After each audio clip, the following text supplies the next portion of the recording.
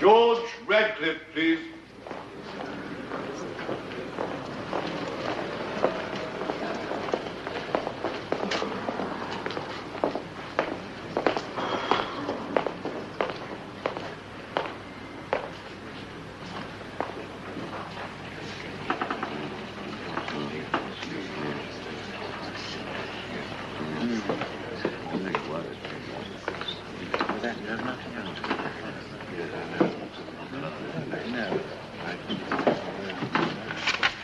Silence.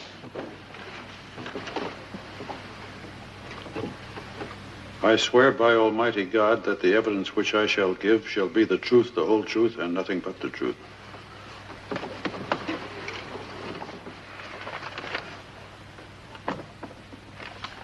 Mr. Radcliffe, you are a citizen of the United States, are you not? Yes, I am. And you have been living in London how many years? About 5. During which you have been, and still are, an executive of the Jason Root Air Freight Corporation. An employee, sales manager. Mr. Radcliffe, on the night of Wednesday, the 1st of September, you were in the offices of Jason Root's Air Freight Corporation. Yes? You had been asked to work overtime? No, I was doing some personal work. Oh, you had not been asked to work overtime? Employees never worked overtime unless they volunteered. It was company policy. Did you know that upon that evening, an unusually large sum of money in cash would be turned in by drivers who had made COD collections that day? Anyone who had been in the main office any time during the day could have known. Anyone? Well, how anyone? Daily shipment information was posted on a bulletin board. And anyone reading that bulletin board would have known that over £60,000 in cash would be on the premises that evening. Anyone who could decipher the code we use in those listings.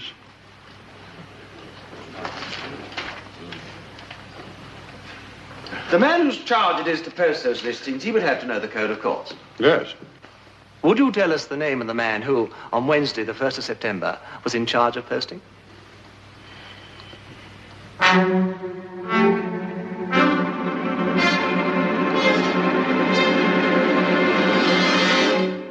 Donald Heath. Would you speak a little louder, please? Donald Heath. And so, on the evening of Wednesday, the 1st of September, there were 3 known persons on the premises. Yourself, the deceased, and Donald Heath, an otherwise disinterested employee, one prone to error and absenteeism, who, on that particular evening, had volunteered to work overtime. It had nothing to do with the money. I had to work overtime. I had to try and make it up. I was trying to catch up with... Silence.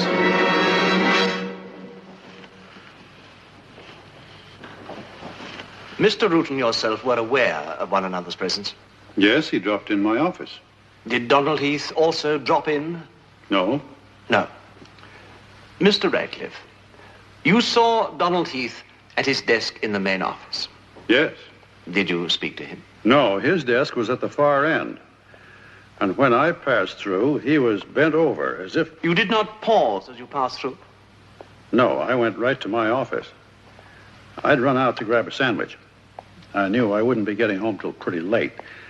And as I was coming back, I remembered I hadn't called my wife to tell her I wouldn't be home for dinner.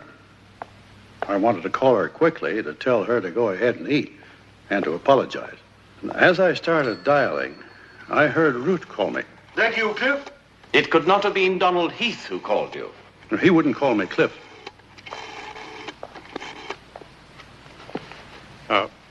Martha? Guess who didn't come home for dinner tonight? Well, I thought I'd better work over my market reports from the States. One of these days you're going to lose your pants. Not me. I use my wife's money. You Americans have no scruples about your wives going without their pants. Oh, I don't know. A couple of hours. Maybe less than that. I always like you to wait up. Bye. Had your supper? Oh, I had a sandwich. I had to wait for those CODs. Did they come? Would you like to help me count them?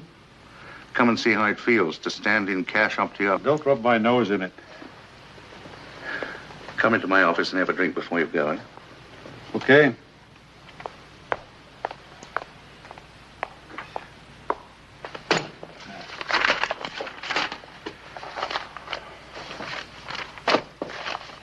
Hey!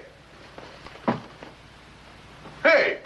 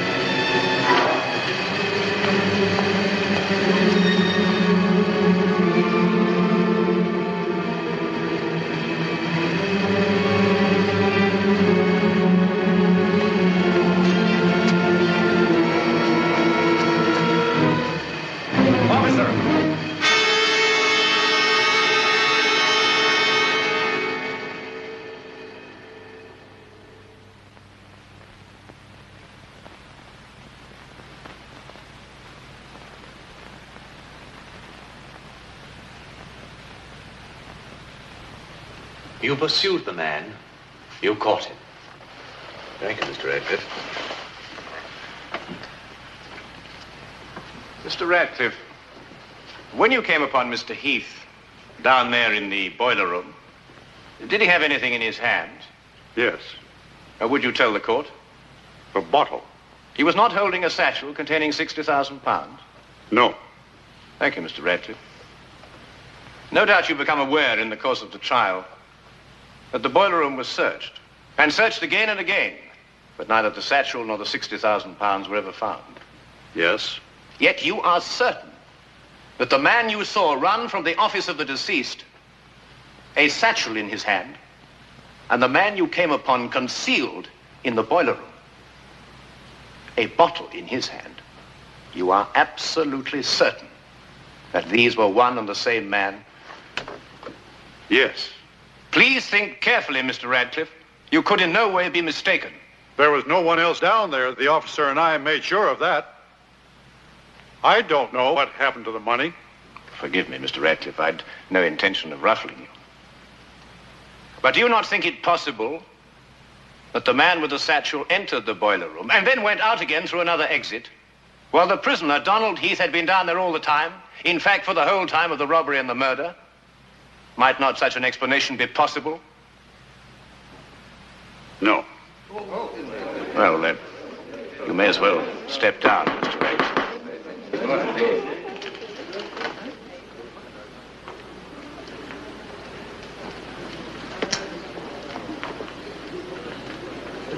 You didn't have to come, Martha. That jury's taking a long time. It's the money that's worrying them. Even in Old Bailey, you can't get away from money worries. I wonder what he did with it. Why doesn't he give it up now when it might mean his life? It's about the only thing that could make a man give up that kind of money. Your shoulder?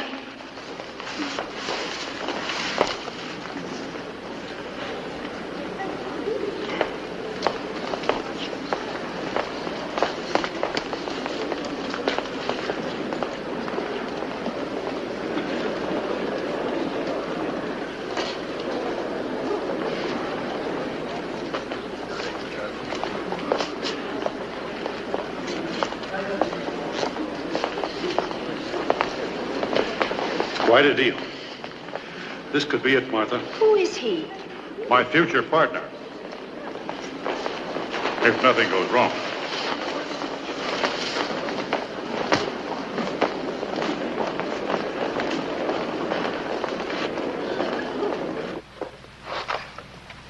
Yes, sir, we have.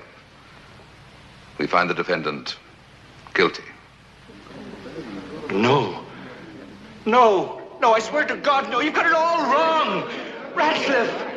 Radcliffe. God in heaven, Radcliffe, please tell them the truth. You know I didn't do it. You know that, love. You know I didn't do it. Silence. Please. I'm sorry. Tell them, Radcliffe. Silence. It wasn't me. You know it wasn't me. It must have been you. Silence. It was you, Radcliffe. I didn't do it. It was he. He did it. You did it, Radcliffe. It was you, Radcliffe.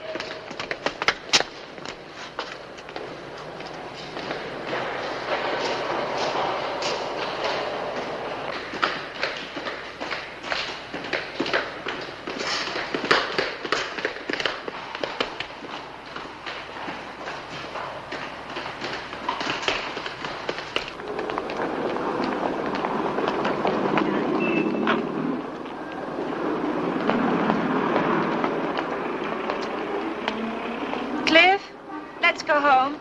Martha, if you don't mind, I want to take a look at something. I want you to see it, too.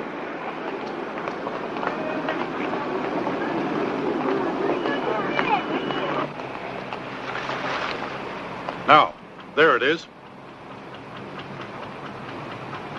That whole string of buildings, beginning with that dark one and running all the way over to where that white ship lays. That's what I meant when I said quite a deal. It now belongs to International Freight Forwarding. But if we can pull off this deal... We? Morris Brooke, the fellow I talked with in court today. He's in a position to... He can take over International, but he needs someone to put up a certain amount of... Wait here a minute, will you?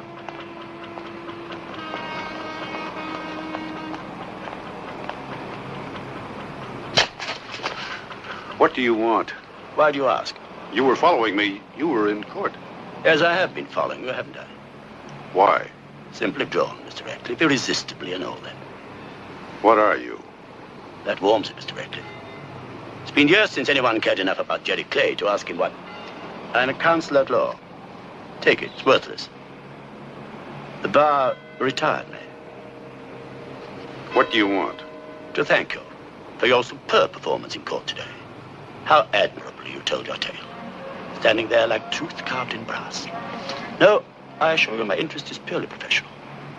They can't retire a man's interest, can they? No, that they cannot, Mr. Radcliffe. Reduce me to earning an honest living as a handyman of all things. That they can do. But reduce my interest in... In what? Well, I've often wondered, what does a man do after he's condemned another man to life imprisonment? Does he take tea? Go to church? Make love? I have this compulsion to watch a man's behavior at such a time. You might call me a kind of intellectual peeping Tom. You... Cliff!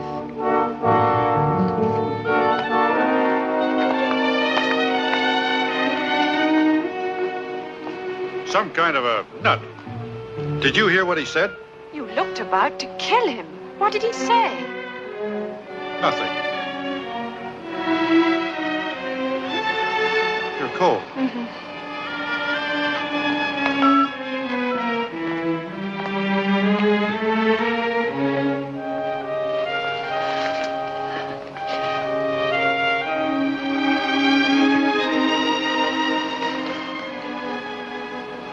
I'm warm now, with your arms around me. Are you tired of living the way we live? No. You don't mind always going without everything? Oh, I have some things. You know, we're talking about two different kinds of having. I've never minded being without what you call everything. I have. Yes, I know. It's almost over. This being without. Thanks to International and Morris Brooke.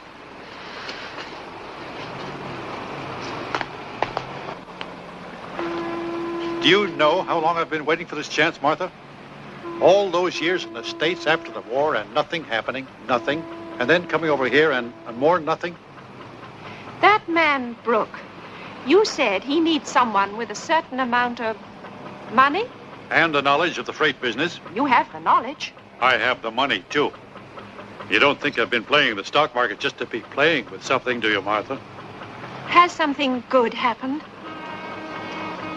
I've made a killing.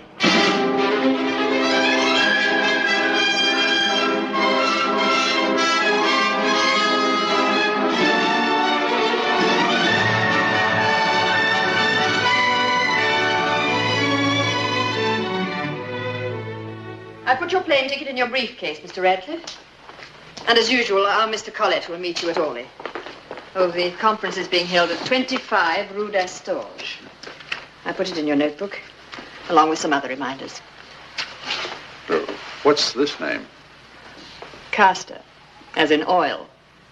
He's the bandit who's making this air freight brotherhood meeting necessary. I put skids beside his name, meaning put them under him before he undersells you and all your decent competitors out of business. Good evening, sir.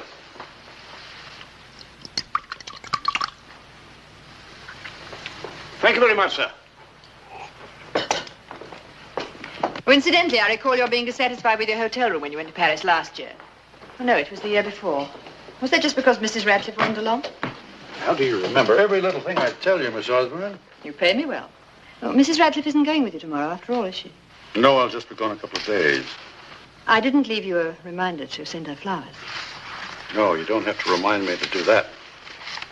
I know. I have that kind of wife. She has that kind of husband.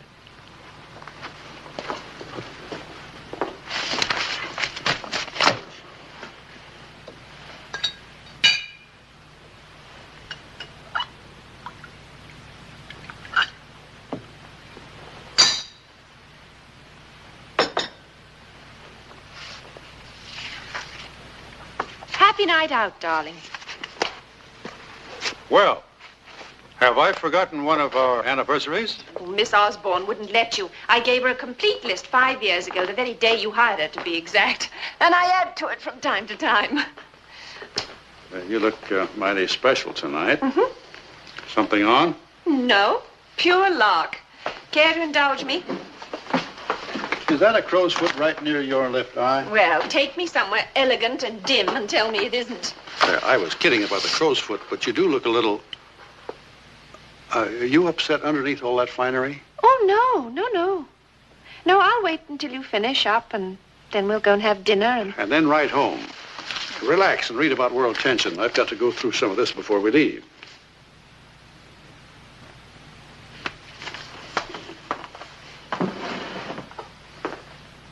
Miss Osborne, if the shipment Cliff, goes by sea, we'll be hit. Have you read this story? I haven't seen the news yet. Well, they've been talking about it on television all day. They've even shown films of the place where it was found, abandoned. What was found? A mail bag full of letters. Oh. It was one of the bags stolen in that mail train robbery about 5 years ago, remember? The bag was untouched. They assume the thieves hid it and never got back to it. Cliff, do you know what they did, the postal authorities? The letters were all perfect, unopened. So they simply marked them delivery delayed and sent them on, just as if there'd never been a robbery. Very British. Miss Osborne, send a wire to the Merchant Bank, Seattle, Cliff? and tell them the... One of those letters was for you. Did you bring it? No. Why not? Are you going to be angry? Because you've opened it? Oh, Cliff, I resisted it for hours. But there it was, and the newscasters were drumming about it, and it was addressed to our old place. What was it, a bill? No, it was very personal. Better check that portion before you claim it's been paid. I may be mistaken. It was about the murder, Jason Root's murder.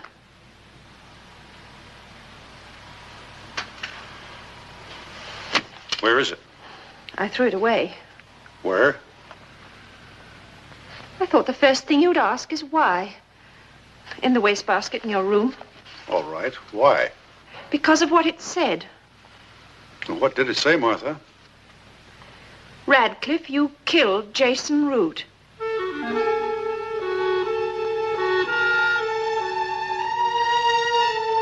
I have no feelings for Heath. Let him rot.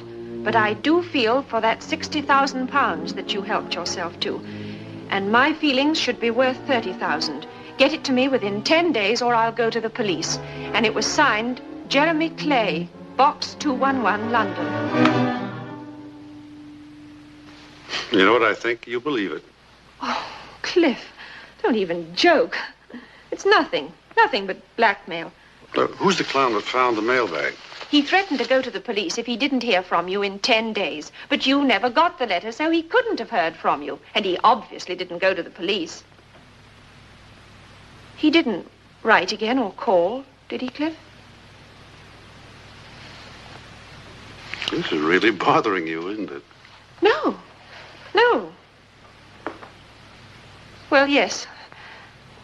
Yes, it is a little bit. I'm not in the habit of getting letters that accuse my husband of being a thief and a murderer. You didn't receive this one, Martha. Anyway, Cliff, I've figured out the dates, and the dates prove that it isn't true. The trial was 6 years ago, the robbery 5. That means the letter was written a whole year after the trial. Now, if this blackmailer knew about you, why did he wait so long? You mean if he knew I was a thief and a murderer? Oh, Cliff, please. He waited because at the time of the trial, you didn't have anything to be blackmailed for, and there was no reason to think you had stolen the money. And killed Root. Oh. Then a year later, he must have read about you and Morris buying out International and figured... And figured I'd mourned Root for a decent interval and then used his cash to buy this big plush world we live in. It was just about a year after the trial, wasn't it, Martha? And they never did find the money. And that kind of puts me smack in the middle of one hell of a coincidence, doesn't it? Yes, Cliff, but that's all it is, isn't it? A coincidence. A hell of a coincidence.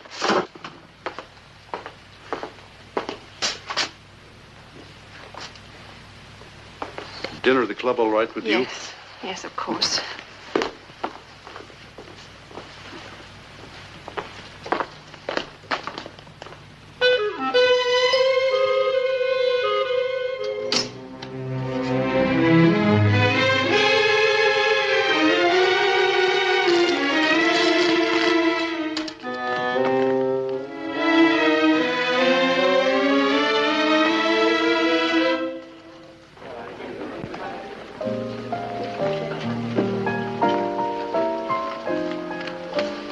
Will we have to wait? Your usual table is... I'm sorry we didn't expect you tonight, Mr. Radcliffe. Would 35 minutes do? We'll wait at the bar.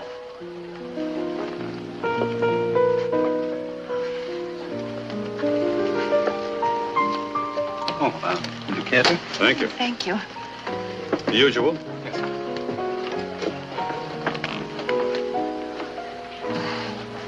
You're not going to let a little 5-year-old blackmail spoil your dinner, are you? Let's not talk about it anymore, Cliff. I threw away the letter. You got rid of the spool. That's... I think we better go right home and talk a lot more about it, Martha. Mr. Radcliffe? Drinks, Cliff. Well, hi. Your old friend, Mrs. Harris, would love you to join us at the dark end of the bar. I'm Cindy. Lily's here. We were just going to finish our drinks. Let's go over and say hello, Cliff. She'd be awfully hurt if we... Shatter, but never show it. She shatters only internally, rather like a mine.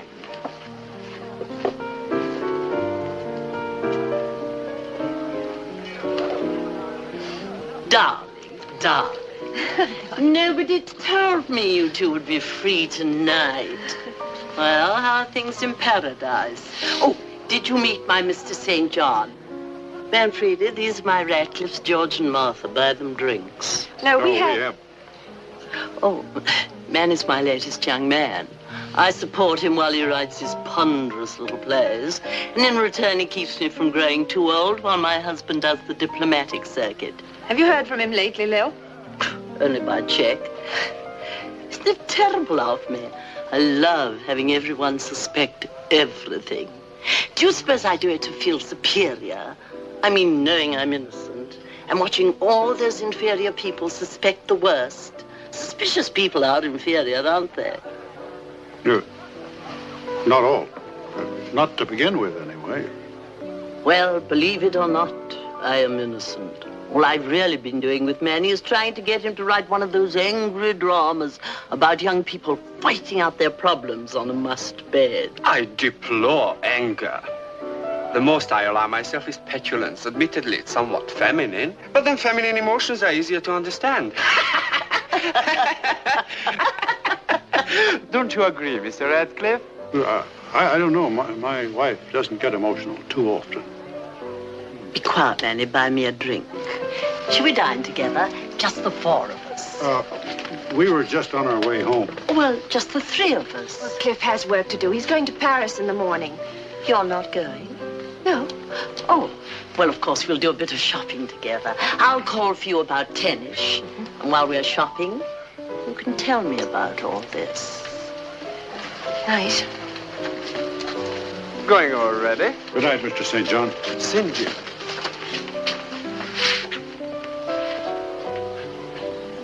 Trouble in paradise. Why didn't you call me at the office as soon as you read it? Read what, Cliff? Oh, you know, that letter that accuses me of being... really, Cliff? I'd forgotten all about it. Martha, you had that whole letter memorized. You must have read it over and over. Why didn't you call me about it? I didn't think I should read a thing like that over the phone. Martha, look at me. Look. Do you really think... Oh, of course not.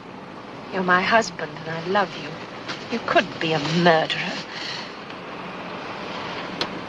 Because you love me. Well, I couldn't love you if you were guilty of such a thing. No, Martha. You couldn't think I was guilty if you loved me. I love you.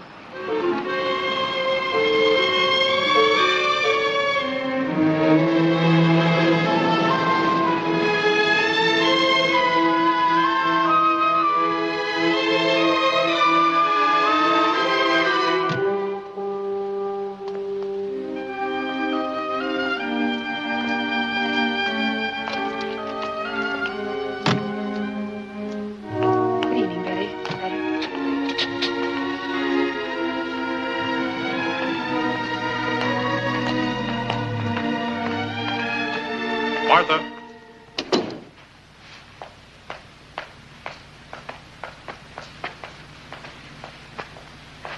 That letter gave you an awful shock. If it hadn't, you'd have called me and we'd have laughed about it. Yes, I know, Cliff, I know. That's the way I wanted to feel. I'm sorry. All right. It wasn't a funny letter, and if anybody got a hold of it... Oh, no one will. Please, Cliff, let's never mention it again. Let's simply forget. No, we won't forget it. Until you're convinced that it's nothing but what it is, a rotten... I am convinced, Cliff. You've convinced me. Look, Martha, this whole business has been dead for years. Even the fellow that wrote that letter, he never even followed it through. It's all dead, and you've got to kill it, too. Do you think I ought to go to the police about it? Blackmailers have a terrible edge. No matter what they say, everybody believes it just a little bit. What do you think that kind of suspicion would do to me? My business, my life, everything. I'm not going to let it happen, Martha. Nobody's going to let that happen. Understand that?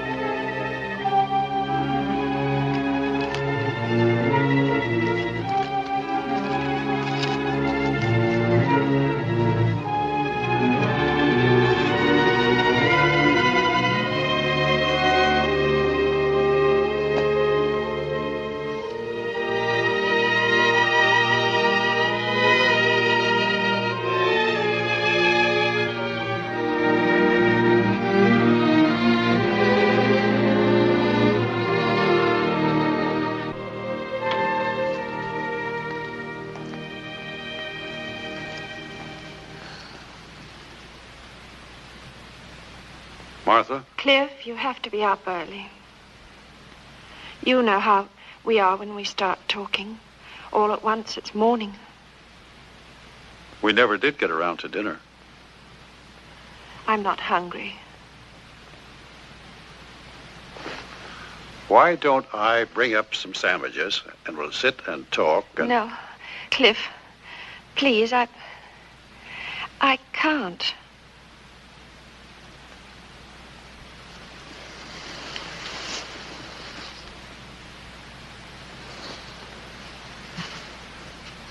I can't believe this.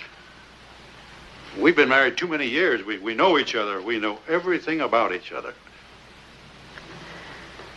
Do you think a woman could live with a man, can sleep with him and not know she's sleeping with a murderer? Do murderers make love differently?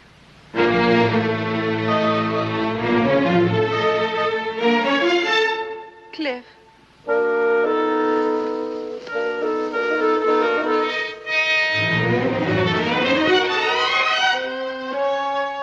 Cliff, I'm sorry.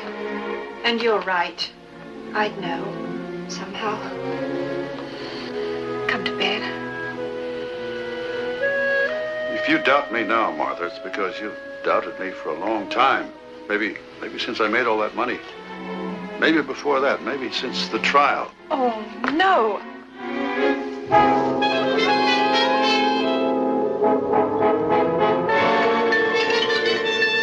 George Radcliffe, please. What's the matter, Martha? Nothing, Cliff.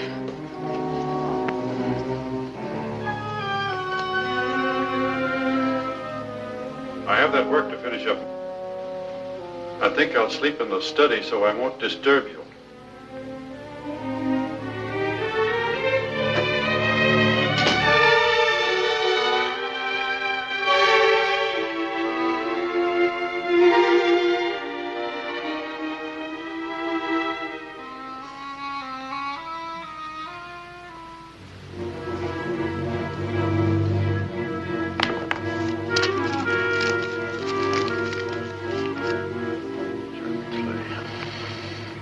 Clay.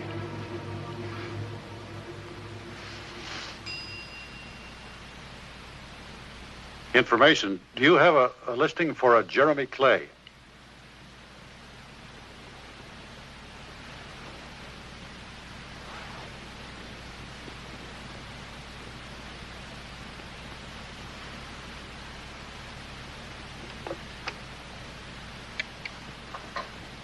Well, thank you. Thank you for the information. Good night.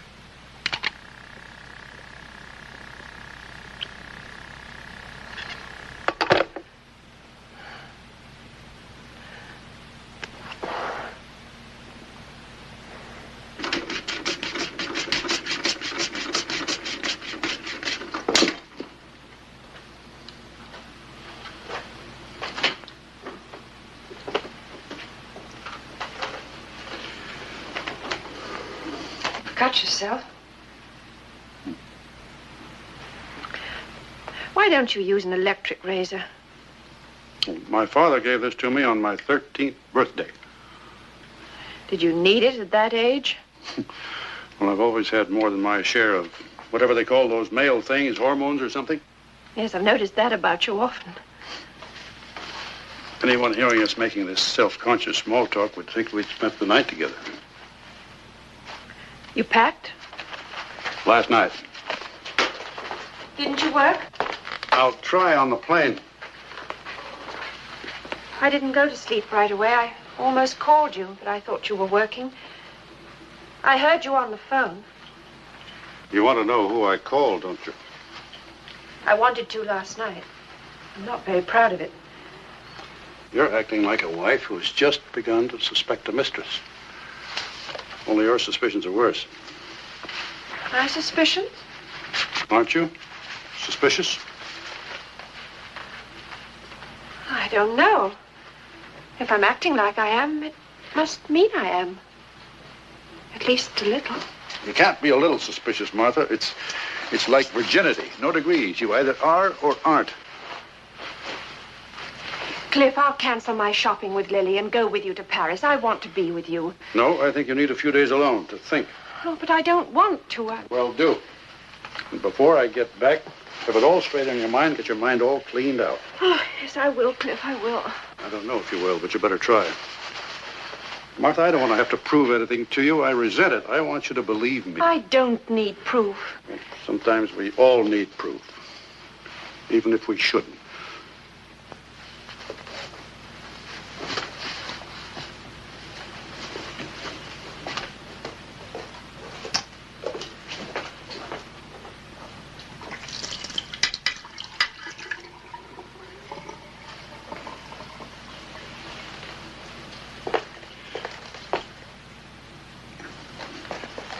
Throw that in my bag.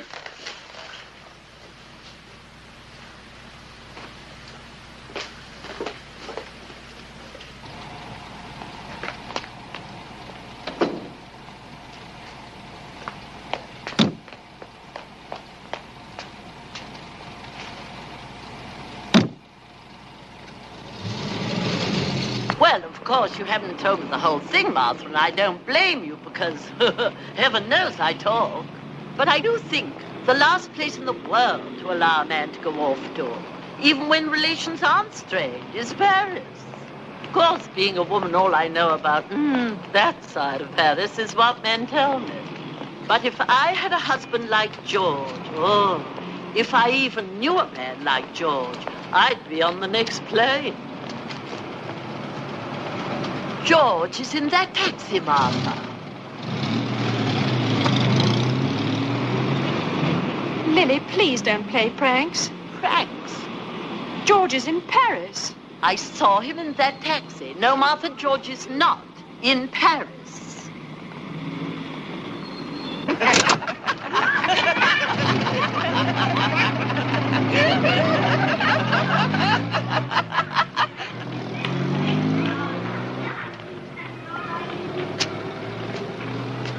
What do you want?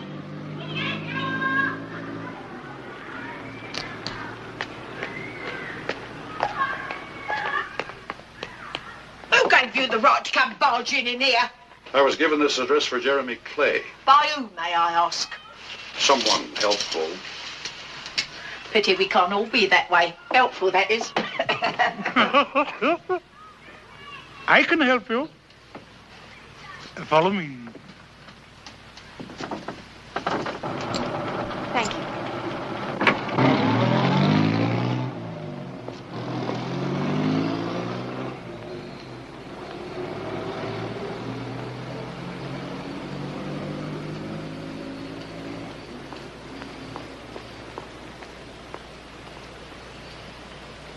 Jim?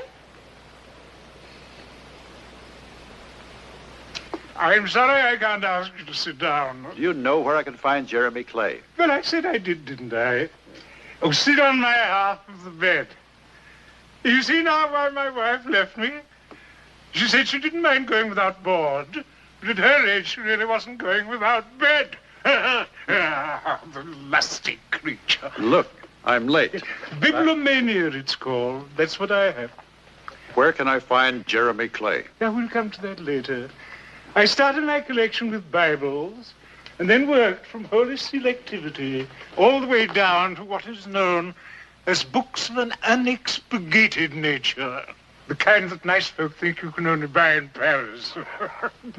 Which brings me to Mr. Clay. He had a strong fancy for such literature. And when he lived here, he used to pop in and leaf through them. Where is he now? Finally married. And not wisely, but fairly well. A woman who owns a bookshop the next street across the road.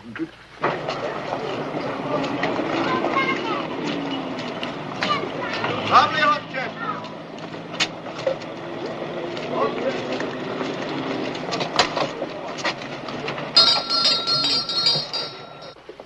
My wife said you wanted to see me, madam. Oh, no, it was nothing important, Jim. I just wanted to know if Mr. Radcliffe got off all right. He seemed to, ma'am.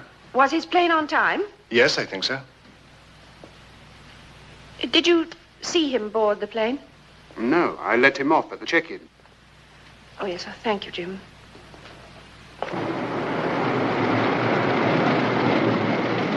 Taxi! London Airport, quick!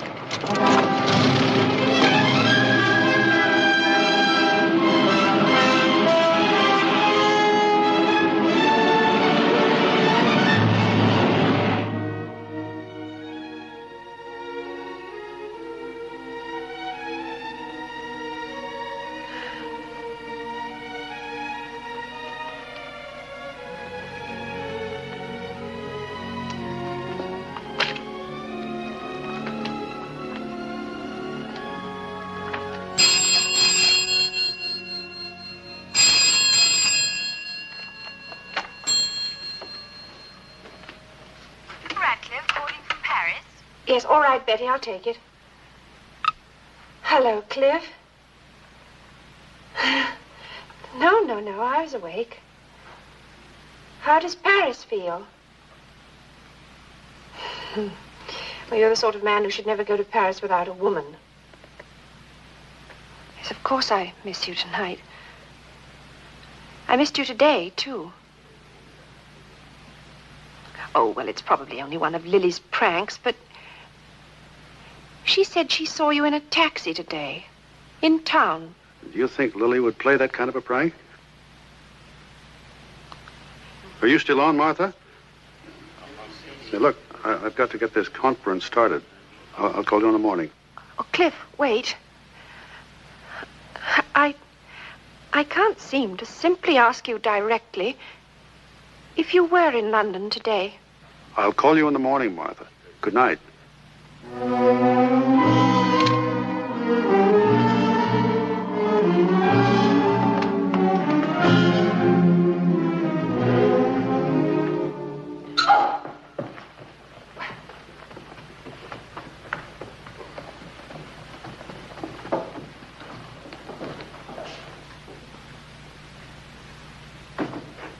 Yes, Betty. That gentleman is here, madam. Mr. Radcliffe's associate. Mr. Brooke? Yes, madam.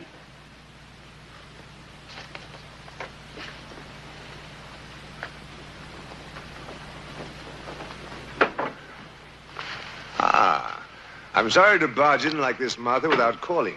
I know you prefer to respect the formalities. What are you doing in London?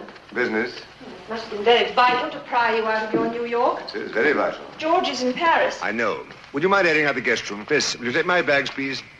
Now, these jet flights are all very fast and practical, but you tend rather to wind one up. My hat and coat, please. Would you, care to unwind me, Martha? A drink would help. Betty, when you've aired out the guest room, would you bring down my robe? It's a little chilly down here. Yes, madam. Some people manufacture their own chilliness, the way others generate their own heat.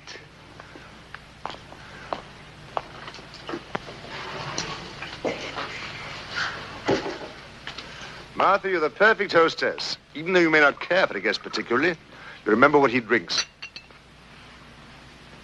How did you know George was in Paris? You told me. Last night, when he called? Did he call me last night? How did you first meet George? How? I'm not quite sure. I remember. Quite naturally, I suppose. I'm a born promoter and George an intrepid gambler. It's quite natural we'd meet sometime, someplace. When? What do you mean, the precise day? Yes. The day I had something grand to promote, and George had something grand to gamble with. You'd make a very poor witness, Morris. You never answer directly. Oh? Am I supposed to be in the witness box? I think I'd better be going to bed. What a lovely way to end mere conversation. A perfect hostess would show me to her room. I'd rather not be perfect. Just go and help it. Now, please, Morris. You know, I think you rather enjoy it. Enjoy what? Treating me with this passionate animosity. You can make even animosity sound provocative. Now, come on. You needn't actually fawn over me, but you might show a tiny glimmer of gratitude. After all, I'm the gentleman who took George by the hand and led him into the plush life. I cannot imagine anyone leading George by the hand. Not now, perhaps, but once upon a time he was the most desperate fella. You mean before the murder? Who's murdered, yeah? Jason Root? There are many ways a woman can show gratitude. Oh, Morris, please stop it. I'm after a bit of sweetening. My drink, I mean. You know, if I told Cliff, Would be very cross, he'd smack my hand. he'd kill you. George? Come to think of it, did he once tell me he wouldn't hesitate to kill me if I double-crossed him over our little deal at International? But I'm sure he wouldn't do it over anything as casual as passion. Excuse me, madam. Here's your armor.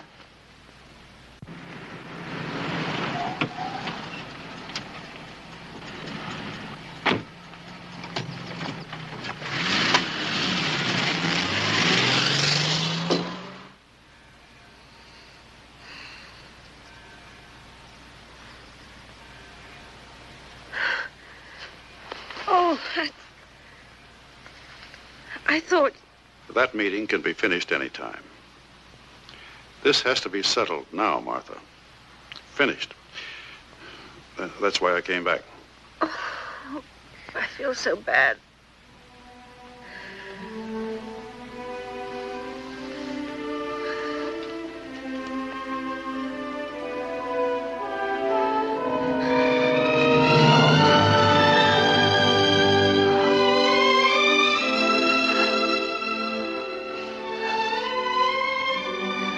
Oh, I don't feel so bad now.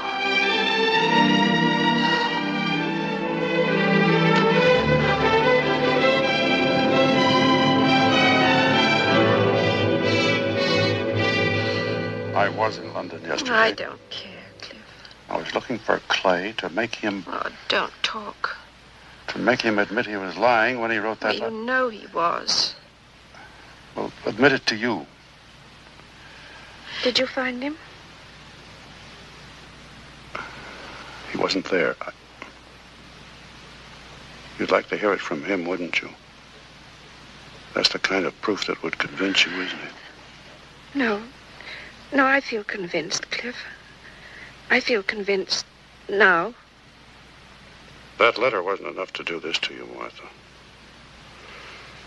You've always thought I killed Root. No, no, Oh, please, please, don't. Don't move away.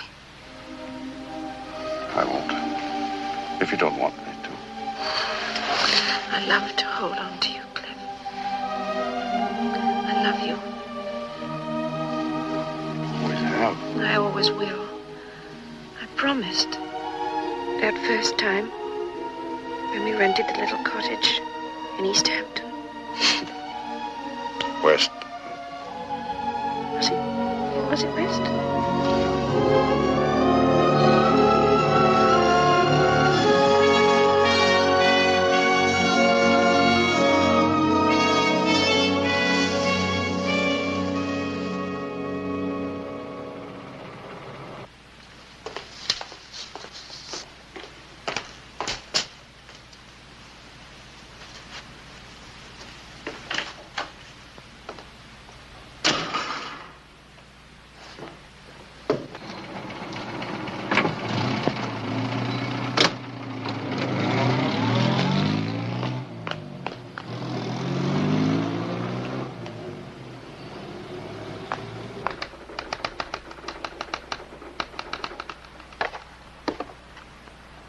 May I help you? Would I be permitted to look at the files of a trial? A murder trial? If you could give me the details. This lever will adjust the focus for you, madam. And to raise the columns, use this dial on the left.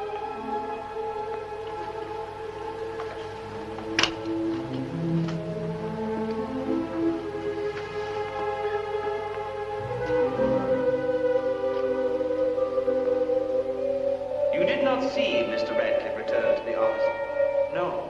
That part must be like he said. He must have gone past while you were doing what, Mr. Heath? Searching in my desk for a medicine bottle. You kept medicine in your desk drawer? Have you a recurrent illness, Mr. Heath? Yes. I'm an alcoholic. And in your medicine bottle you kept? Whiskey. I'm not trying to deny... Indeed you're not. You seem, in fact, to be attempting to build your entire defense upon your alcoholism.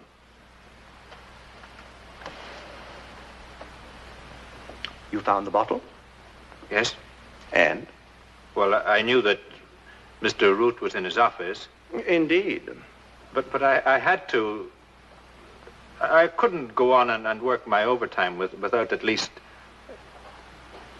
I didn't want to be seen by Mr. Root, so I did like always. Which is? I slipped out and went down to the boiler room before Mr. Root was killed. Of course, no one saw you slip out before Mr. Root was... Well, I don't know. Maybe somebody did. Maybe Mr. Radcliffe did. He saw me at my desk. Maybe he saw me slip out, too, before the murder. Mr. Heath, throughout my questioning, and throughout the questioning of your own counsel, you have deliberately and blatantly attempted to cast suspicion on Mr. George Radcliffe. Well, he was up in the offices. I wasn't. I was down in the boiler room. We all know he was in the offices, Mr. Heath.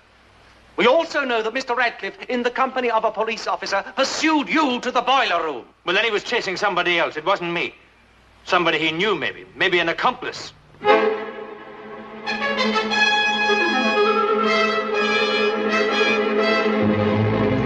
that must be it. Him and this other man. Mr. Heath, are you asking this court to even consider that George Radcliffe could be involved in a plot to rob and murder a man who had been a great friend and, as we all heard, a friendly benefactor? Mr. Heath, after observing this inhuman, immoral effort you are making to save your own neck, I doubt if there remains in this court one person who can continue to believe in your protested innocence. I can.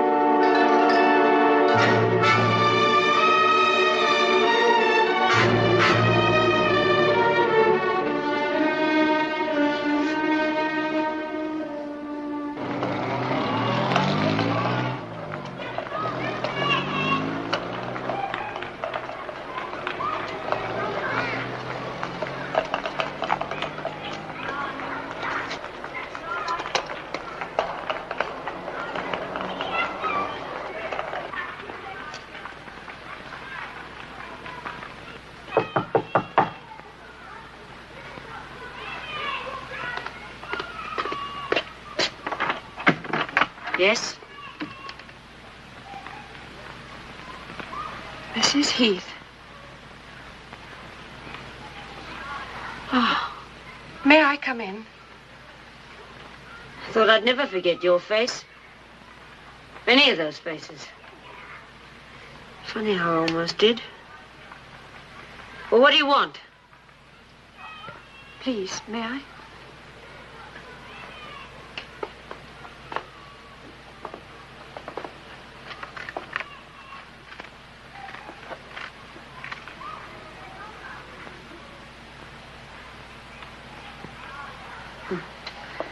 I thought nothing had brightened this place, except Donald walking in, free, cleared. But I was wrong. You brighten it. With your clothes, your hair, your complexion, and your jewelry. Mrs. Heath. How did you find me? The welfare people. Oh. I didn't live here at the time of the trial, you know. We had a nice little place in Streatham. Donald's never seen me here. Would you like your husband to see you in a place like this? Or what do you want? I want you to tell me something. As a favor? No, I'll pay. What do you want me to tell you? The truth. You can't buy that. I know. Want some tea? I always drink tea when I feel like being sick. Donald tried to keep things down with whiskey. Mrs. Heath, your husband's in prison. He may never get out. If you would just tell me... I mean, if you know, and if you can believe me when I swear I'll never tell anyone. If you would just tell me... What? Your husband... What? Was he what? I'm sorry, I can't... Can't seem to be able to say it? Why can't you ask me that simple question? Was my husband guilty? What does it do to you to have to come here and ask me that? Does it make you want to be sick? I'm sorry, Mrs. Heath. What's going on, Mrs. Radcliffe? Why do you come here asking these questions? Something happened to open up an old sore? I have no... You were in court. You heard everything. You saw my husband weep. Now, those tears washed away his manhood, what was left of it. But they also washed him clean. Innocent. Women know innocence. Now, your husband didn't weep. He sweated a little. And sweat doesn't clean. You knew even then that he was guilty.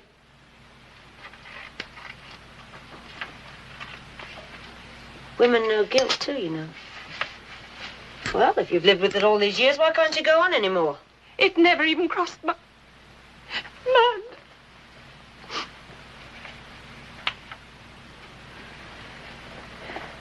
They said they'd review his sentence if he told them where the money is.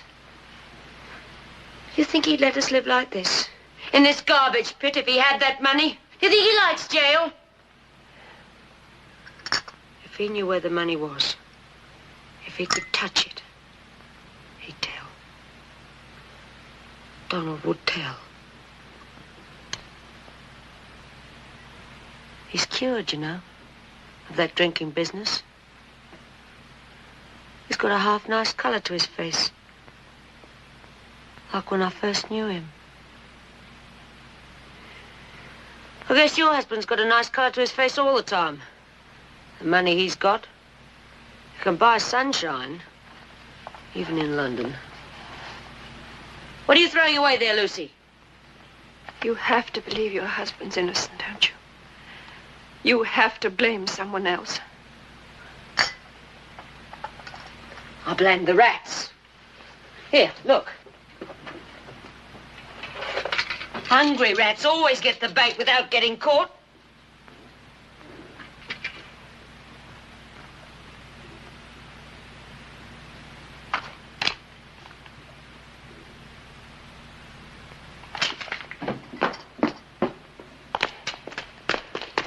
I said you couldn't buy the truth. I meant you could have it free. Now you've got your truth. What are you going to do with it? Drink it down every day and sleep it away at night? You think drink will kill it? Or love? Try it. Lie in his arms. Let him love you. Let him touch you with his hands. Murderer's hands. Let him kill the truth for you.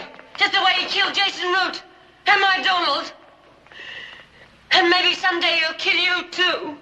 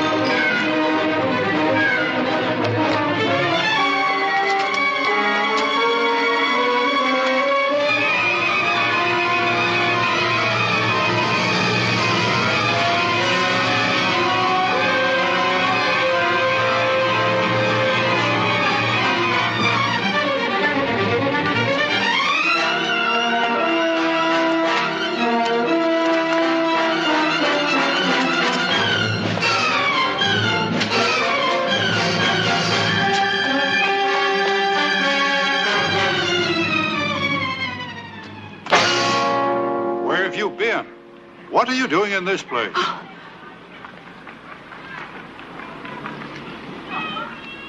Martha, what are you doing? Oh, Cliff, she looked so terrible, So you wrote out a check. How do you think this would look if it got into the wrong hand? Oh, Cliff, Listen, don't you realize my testimony sent Heath to prison? Now I give his wife money. What kind of money? Conscience? Hush? What kind? I don't know. What kind of money do you have? This could ruin us. What kind of money?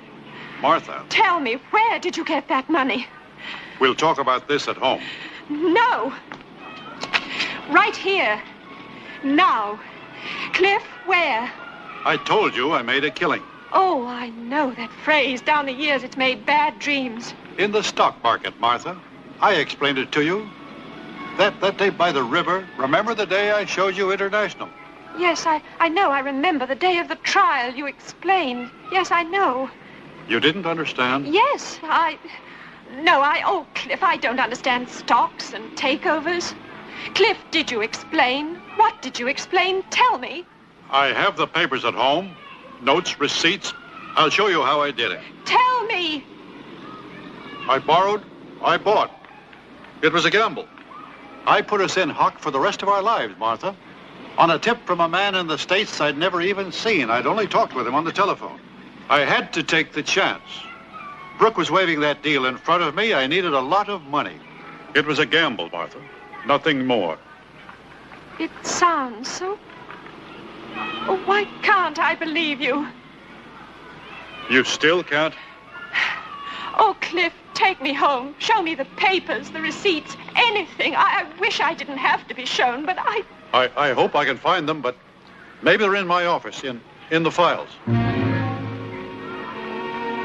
Then just take me home.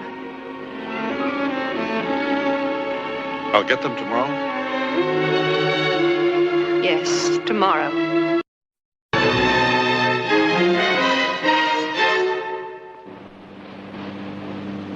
Suppose I can't find those papers. Well, we'll just forget the whole thing, won't we? Will you? No. What will you do? I don't know. I know. You'll go on searching, talking to people like Mrs. Heath, maybe even the police. You'll kick up enough suspicion to get the case reviewed. Nobody will ever be able to prove I killed Jason, but while they're trying, I'll be destroyed. We'll be destroyed. I just can't let you do that.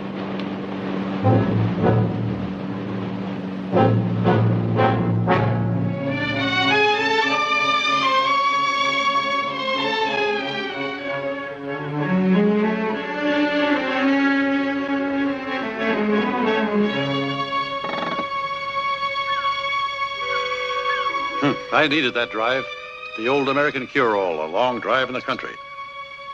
Want to stretch your legs?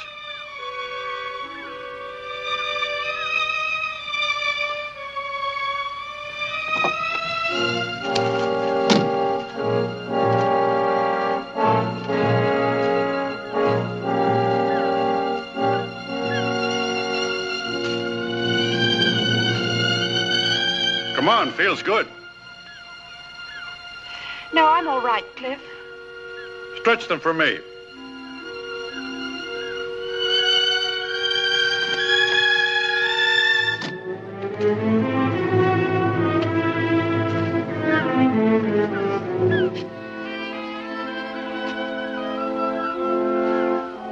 Come on, Martha.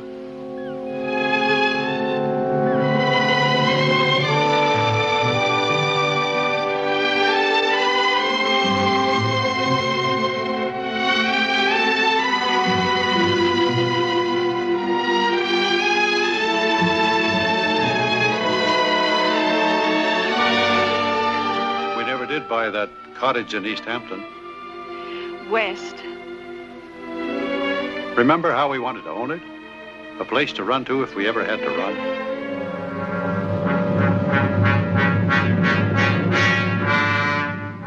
Let's go home. There's no hurry. No, I want to.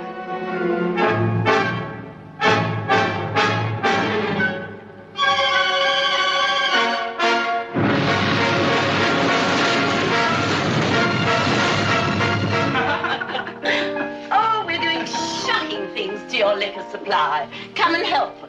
Hope you saved a stiff one for me. Where's Martha? Lily. No, George, you may not come with me.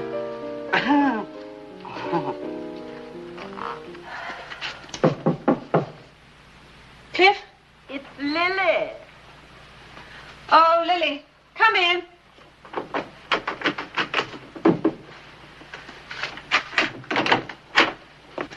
Locked bedrooms always make me feel guilty.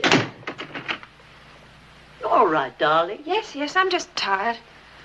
But you're not going to bed at this hour, are you? No, I'm going to soak. I suppose I didn't see George in a taxi after all. Did I?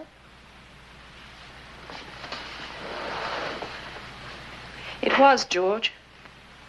You go, sir. I'll just sit somewhere and we'll talk. Oh, I don't feel like talking, though. That's like a analyst I went to in 35. You didn't know me then. He always said, when you don't feel like talking, well, I don't remember his exact words, but he implied that a fear of talking had something to do with the fear of giving. Sexually, that is. Do you suspect George of giving? No, taking. Oh, Martha, what is wrong? Oh, I don't know. Me, I suppose.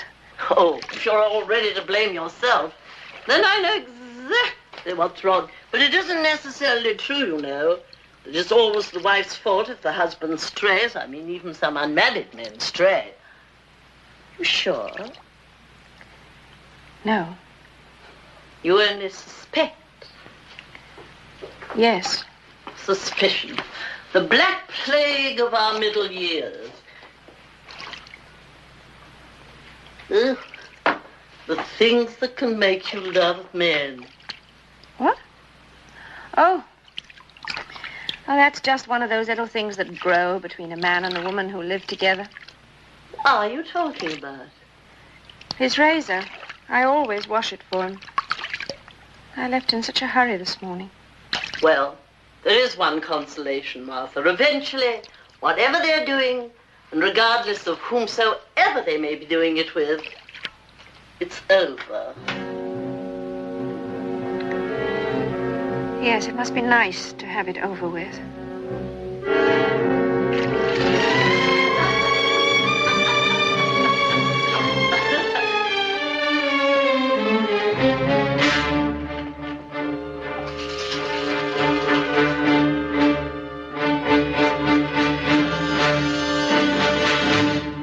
Lil, do you mind? You'd like me to go? You're wonderful, Lil. Well, I'll call you in the morning, darling. All right. Perhaps even before morning.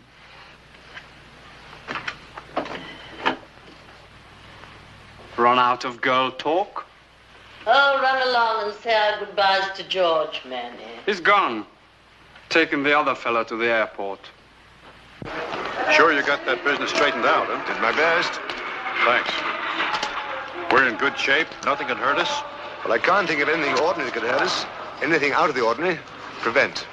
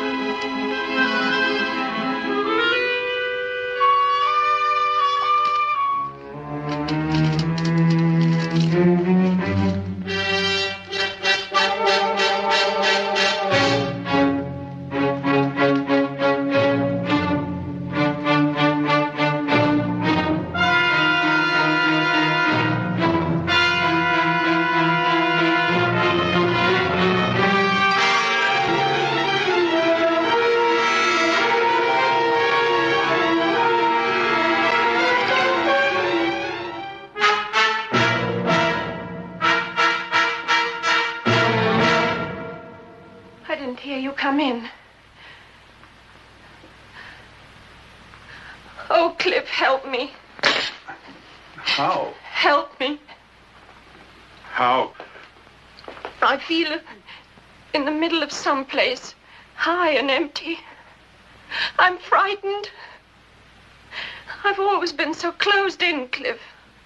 I've always had strong arms around me. Even you. We didn't even know each other, and you put your arms around me, and all these years you've never taken them away. Right from that moment until now. They're still around you, Martha? No. No, I've moved out of them. I can't find those papers, Martha. I must have left them at the office. Oh, never mind, Cliff. You don't want to see them? I don't care. I don't want to care, not about anything. A little while ago, for just a moment, I even thought I might kill myself. Stop it! I know you, Martha. You couldn't do that. That wouldn't make things right. And you have to have things right. You want Donald Heath to be freed and the real murderer put away. And you think I'm the real murderer. So you won't slit your wrist. You'll turn me in. I don't think I could. Not tonight. Maybe not for a year, but it'll come. Do you expect me to live with that? I don't think I could turn you in, not even if I knew for certain. I'd find some way to live with it. Maybe you can live with it. I can't. Then I'll just have to find out for certain. How? Asking questions, raking things up like a ghoul in a graveyard? Martha, forget it. I can't. Martha, you don't know about murderers. Should I? But what if Heath is innocent? That means the real murderer has gotten away with it for 6 years. Do you think he's going to stand by and let somebody rake it up? Do you think he'll just let you... How do you suppose he'll protect his freedom? He'll kill me.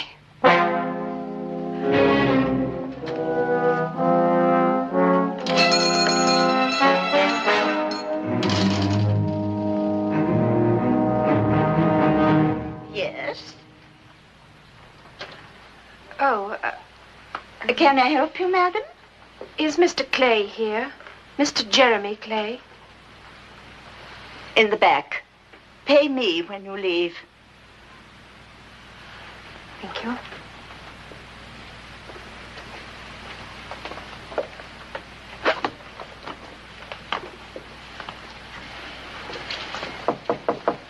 Come in.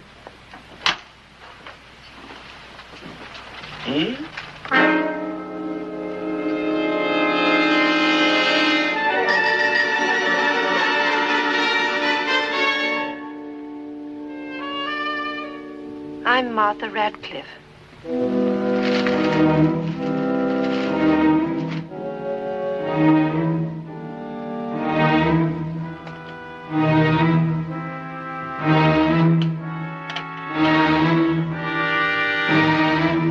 We received your letter. And after all these years, you've decided to do something about it. Oh, we only just received it. It was in that stolen mailbag. And I thought he didn't answer me because it was plain brassy, calling my bluff and all that. He never even received it. That takes the bun. It was a lie, wasn't it? Your letter. Blackmail. Does he intend doing anything about it? Somebody has to do something about it. Blackmail is a vicious crime. Punishable by law. But you know about Mrs. Radcliffe? I don't think her husband is going to tell on me. Do you plan to? Yes. Then I shall be punished. Not only for blackmail, mind you, but also for withholding evidence. You see, I didn't come forward at the trial, as the saying goes. I knew the truth. I couldn't have attempted blackmail without knowing the truth, could I?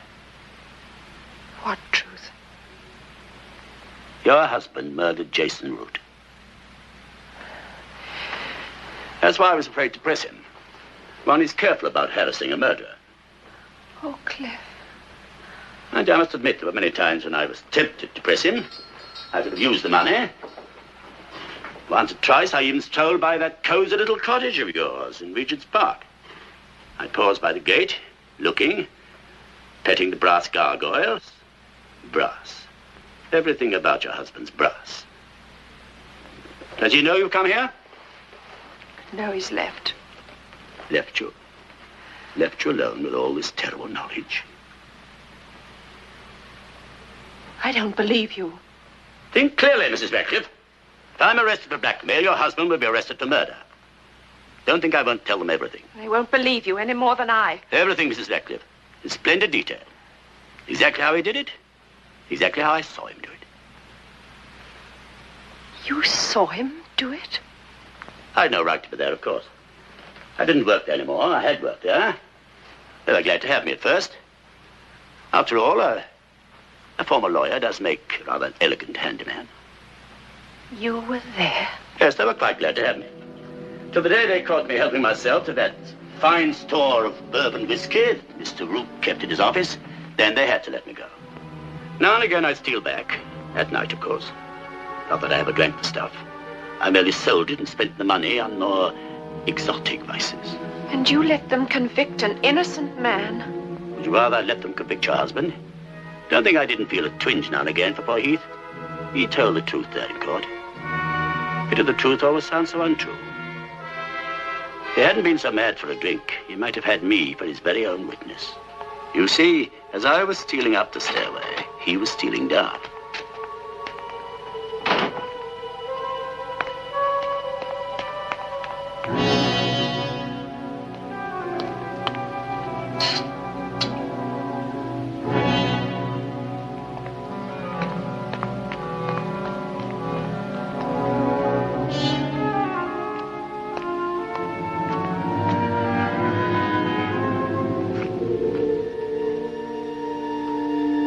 Come into my office and have a drink when you're finished.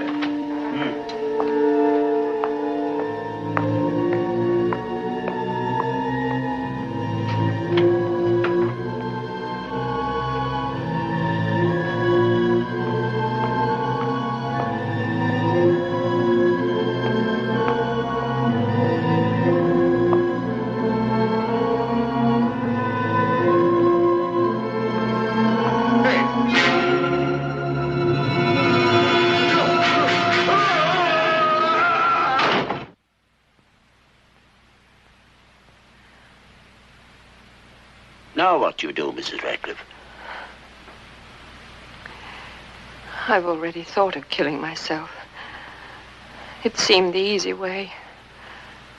To lie down in burning water. They say you don't feel the sharp edge. Now that is morbid. Why not forget it all, including my letter? I've no heart to rot in jail. I don't imagine your Mr. Brass has either. Just be thankful I didn't come forward. Oh, you should have. It would have all been over by now. But I didn't. We've all lived happily ever after. We'll continue to, won't we? Oh, won't we? Oh, Mr. Radcliffe. Mrs. Radcliffe called. She's called several times. See if you can get me on a plane to New York, Miss Osborne, tonight, if possible. But, Mr. Radcliffe, your wife. It sounded urgent. Yes? Oh, yes, he did. Just this moment. It's Mrs. Radcliffe.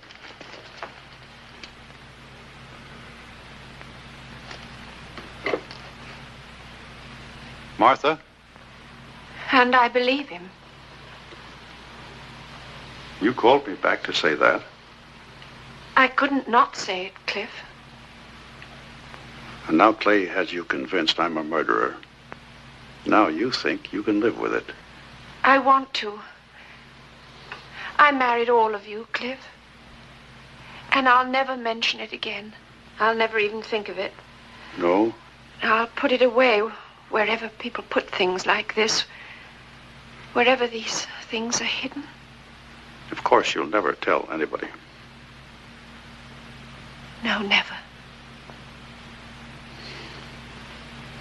Cliff, I swear.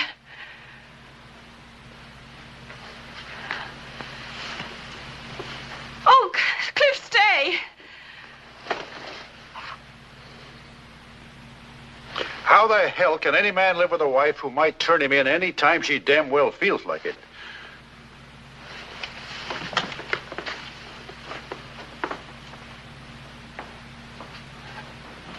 Cliff, to believe Clay. He wasn't lying. He wouldn't have admitted being there just to build up a lie. He said he was there? Yes. He saw it happen.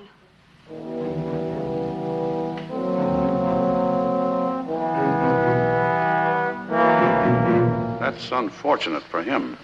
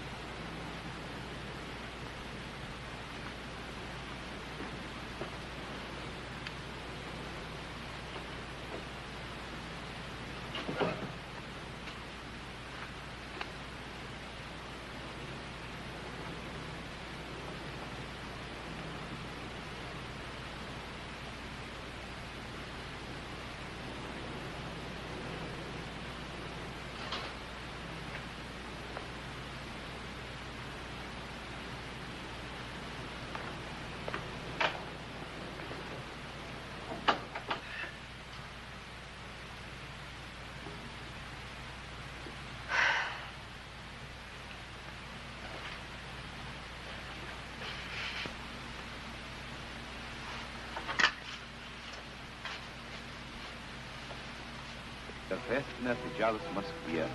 В Большом зале консерватории собрались представители общественности столицы.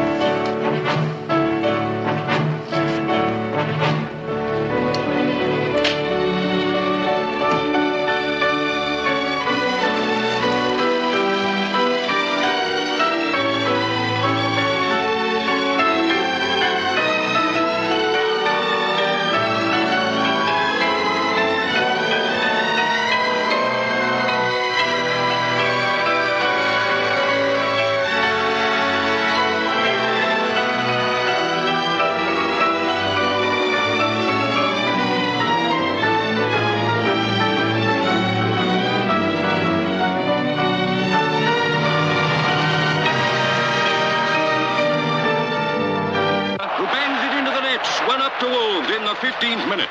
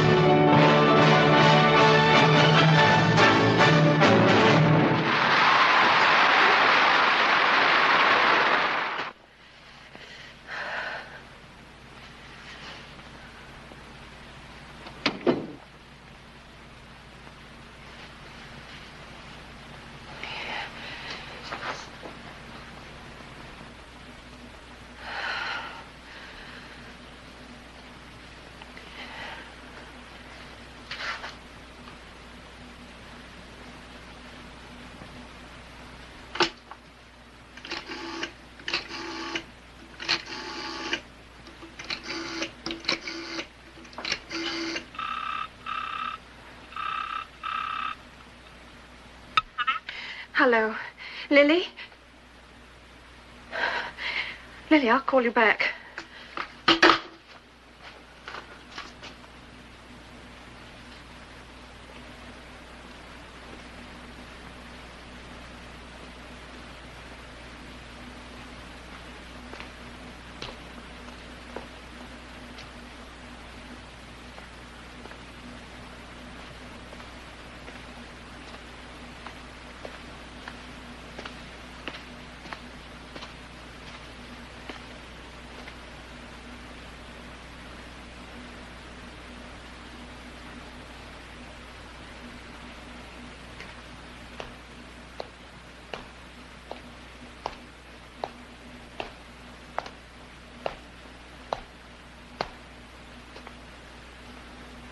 I came back. Yes, I knew you would. I can't leave things like this, Martha. There's just too much to lose. Yes. You look very tired. Why don't you go to bed? Have some hot milk or a pill. really put you under. I don't need anything, Cliff. I'm too tired to resist. All right. Good night, Cliff.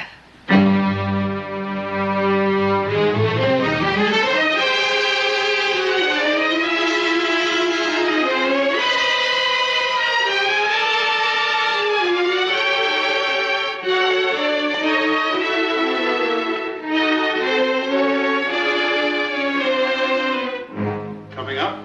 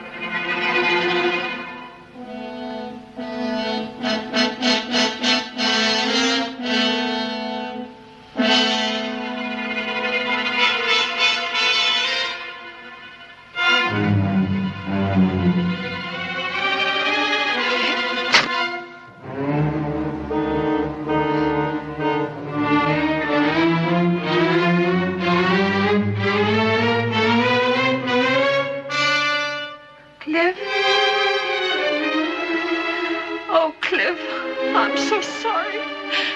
It breaks my heart.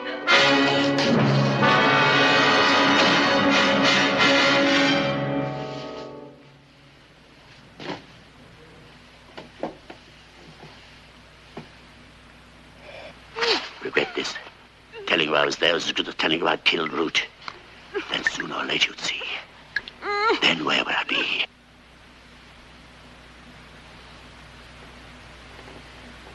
Relax. This is the easy way. Remember you said, lie down in burning water.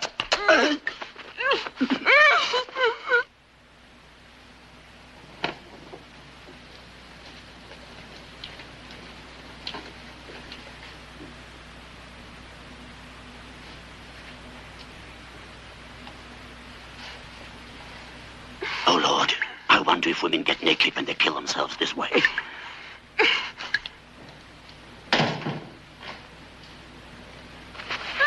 Don't tense.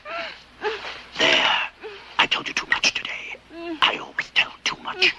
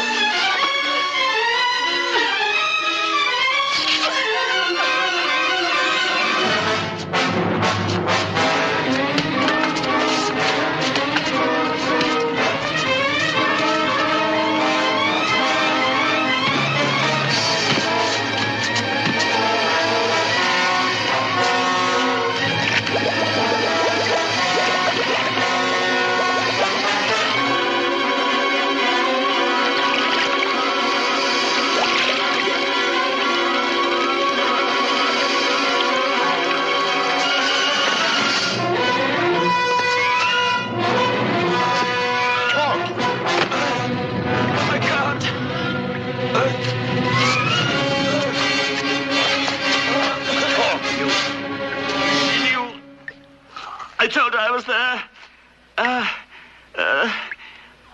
I'd gotten away with murder for years and years, but I was free. I never got a penny out of it. Never got a penny out of it, but I was free. I tried to hide the money. When you chased me, I threw it behind the boiler. I threw it, but I missed. God, I always miss. The money burnt into ashes in the boiler. The boiler missed. By the boiler. I was so sure it was Heath. I condemned the wrong man. So did I.